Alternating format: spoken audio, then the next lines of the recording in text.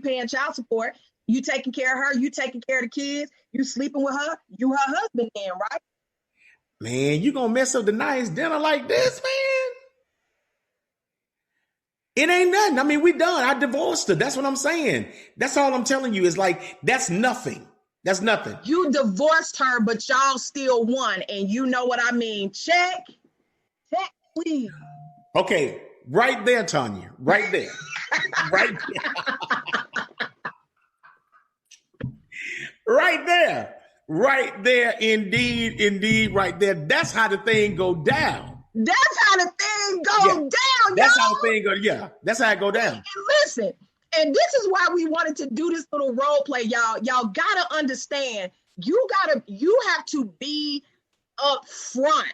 Definitely. Because at the end of the day, if that person want to gamble, let them gamble with full information so you don't find yourself on the short end of the stick. That's right. Messed up with a wine glass upside your head at some restaurant. Right? Absolutely. Absolutely. This girl done slid in the other girl DM. So and listen, these are real life scenarios that we both see. Like people sit and talk about this in our respective consultations. So for y'all, we want y'all to understand like this is really real. And we're not talking about millennials. We're talking about our age group. Absolutely. Absolutely. Franklin 40 and up group. That's it. And my thing is that I will say this. I recognize the sensitivity of having that conversation. It's not an easy one to have because a lot of times it's risky because you're thinking that I don't really want to know the truth, but I need to know the truth. And so it is a hard conversation to have from either party. But I think out of respect and out of being honest, you need to go ahead and have it. So if we can help you like formulate that and feel confident when you ask those questions, because you have a right to know, but you got to be ready for the answer and you have to be ready to make a decision also about what you're going to do about that. That means you can't play around with it thinking that, oh, well, I'll just wait it out and he'll stop. You can't compete with that because remember the one thing, Latanya, that they have is history. Yeah. They have history and history is very powerful. Yeah. Yeah, absolutely. And they have a future, especially if they got kids. Oh, definitely. It ain't just the past. Definitely. But this is really a good thing that I want to get to. Okay. That I think is really, well, a couple of things. And I'll read them both and you let me know which one you want to address. And this will be the last thing that we're able to address. So the first one is, what about the person who wanted that person so bad and knew they were married, ? Now they have them and see it was a big mistake. So that's the first one. The other one is there anything wrong with being friends after the divorce? If you were friends before the divorce, why be angry? I can address both of those real quickly. We must define friends. It's not necessary to be angry to disconnect. But there has to be a line of demarcation if both parties are moving on to someone else. So friends have to be, really clarified. Because remember now, again, it's going to be hard to explain that to the person that they start dating.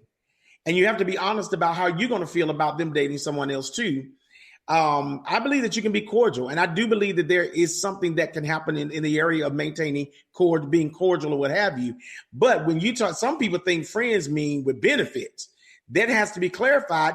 And you got to always make the new person feel assured that that's not what that is. Because let's just be honest, we know that goes down like that. And so it may create an insecurity in the person that is new to this union. And so you have to really take responsibility to clarify that and go the extra mile to say, let me prove to you that you ain't got to be suspicious every time. I believe that you don't have to be mean. I don't believe you have to be mad to break up. I don't.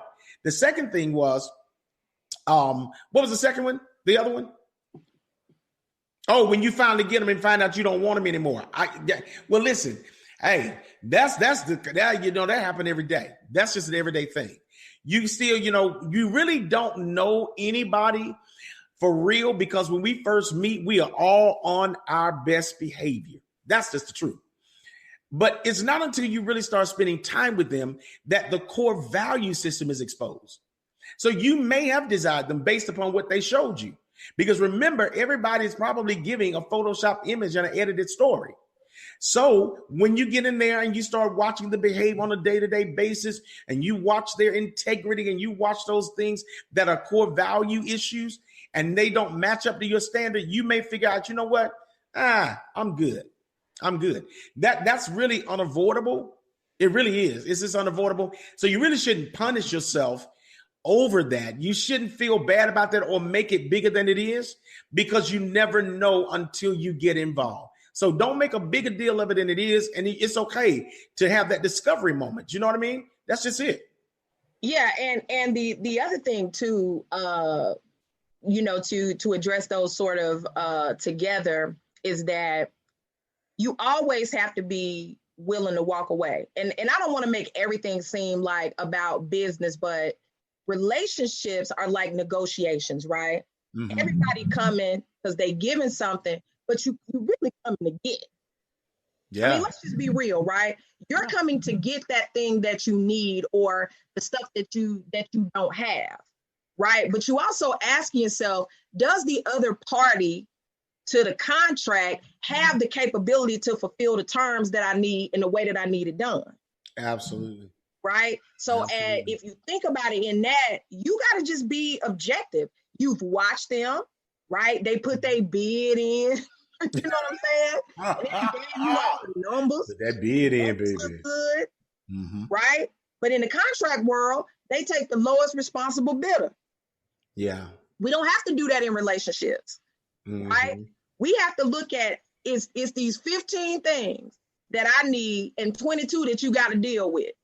Yeah. Right? Because those are my flaws. So how do all of those things mesh? Number one. Number two, I think that you can be on good terms.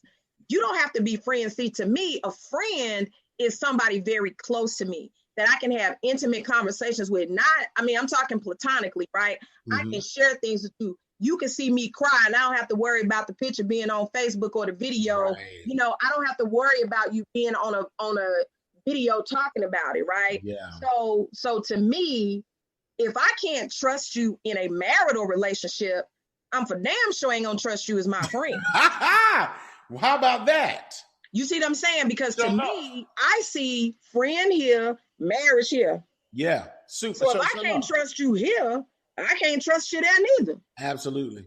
And so, because at the end of the day, you don't have the luxury of being my friend. Now that's a Latanya-ism. I'm not telling other people to be that way, but that doesn't mean that I would not be friendly. I mean, I've dated people that honestly, the relationship, it was like being with a monster, and they probably saying the same thing, right? But we are cordial. Hey, how you doing? Because at the end of the day, that's where it's at. I speak and go on. They speak and go on, and it's all good. And there's no issues with the next couple of folks, that came behind them or anything like that. And so I think you have to be very careful that you're not trying to hold on to something. And like, we friends and no, that ain't your friend. And Tanya, let me add this. When we talk about love, I think that's when you're able to display love, when you're able to release that person to go on. To me, that's a demonstration of love. You see that you recognize that, you know what? I have no beef with you. I have no hatred. I have no evil in my heart, but I love you so that I want you to be happy. So I'm not going to interfere. I'm not going to try to maintain something with you and make the other person that you're about to date jealous. I'm not about to be, petty. I'm not going to do any of those things because I do love you.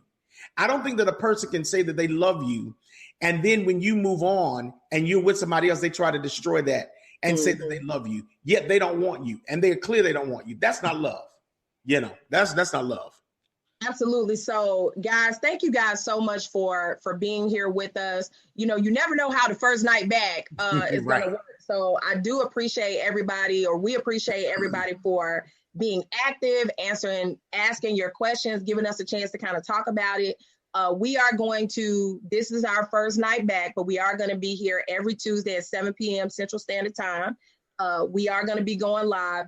go to the Real Perspectives TV show Facebook page. Make sure that you like the page, but also, give us a review because we love that. But you can also inbox us show topics, things that you'd like to hear us talk about. Yes. If you'd like to be a part of the show, because this year or this season, we definitely want to start pulling other people in so that we can really have a really good conversation to share with you guys. And so before we leave, Mario, look, this show area in the house, right? I take them to the paper. You take them beyond the paper. So what's some parting words before we let everybody go tonight? Be so true to yourself. Whatever you do, be authentic. Own your feelings. Don't feel ashamed to own how you feel, and you don't have to adjust that for anybody else. Live your truth. And if you know something on the front end, do not think that later on you can change a person or that you start trying to change yourself when it's not authentically who you are. You owe yourself more than that. So I think that would be my parting words. Like if a person tells you that, they can't do something, don't force it. Let that be and you move on because it'll preserve your life. Awesome. So I'm going to encourage you guys, whether it's people that are listening live, you're on the replay, or if you know somebody, share this video with them. We did a lot of joking and things like that, but these are really real world issues that people struggle with, and it is very difficult for them to get past. And sometimes the rest of their life from a relationship standpoint is shattered. So I'm just encouraging everybody, go to mariocbrown.org.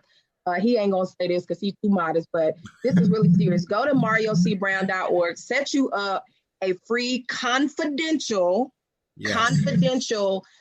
consultation, because, you may not want to subscribe long-term to a life coach or anything like that, but to be able to talk to somebody that's impartial, that's required to keep your information confidential. I think for lots of people, that's the difference between, some people being here and not being here.